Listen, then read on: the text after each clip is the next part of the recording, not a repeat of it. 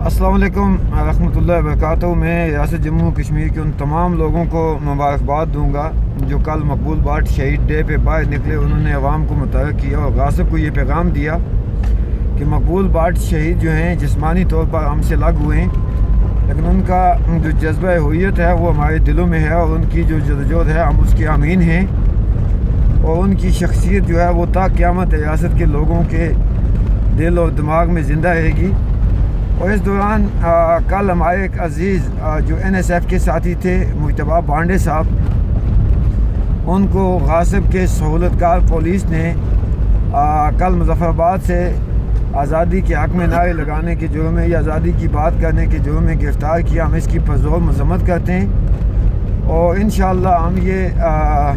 عہد کرتے ہیں کہ اس طرح کی گرفتاریاں، اس طرح کا خوف و راز جو ہے ہمیں اپنے جذبہ ہویت سے، اپنے مشن سے اور اس تاریخ سے الگ نہیں کر سکتی۔ اور میں لبریشن فرنٹ نظریاتی کے تمام ممبران کی جانب سے NSF کے دوستوں کو یہ یقین دلاتا ہوں کہ ہم آپ کے ساتھ ہیں۔ مجتبیٰ بانڈے جیسے نوجوان جو ہیں ہمارا سرمایہ ہیں، اور اگر اس گٹھ پتلی حکومت نے اس طرح کے اونچے ہتھکنڈے جو ہیں ان سے یہ باز نہ آئی تو انشاءاللہ آزادی پسند جو ہیں وہ راست اقدام اٹھانے کا حق محفوظ رکھتے ہیں، اور ہم مذمت کرنے کے ساتھ ساتھ اس چیز کی مرمت کرنے کا بھی انشاءاللہ حق بھی رکھتے ہیں، اور اللہ کے فضل و کرم سے ہم اس کی صلاحیت بھی رکھتے ہیں۔ اور میں یہ مطالبہ کروں گا کہ فی الفور جو ہے مجتبیٰ بانڈے صاحب کو رہا کیا جائے، اور اس قسم کے اقدامات سے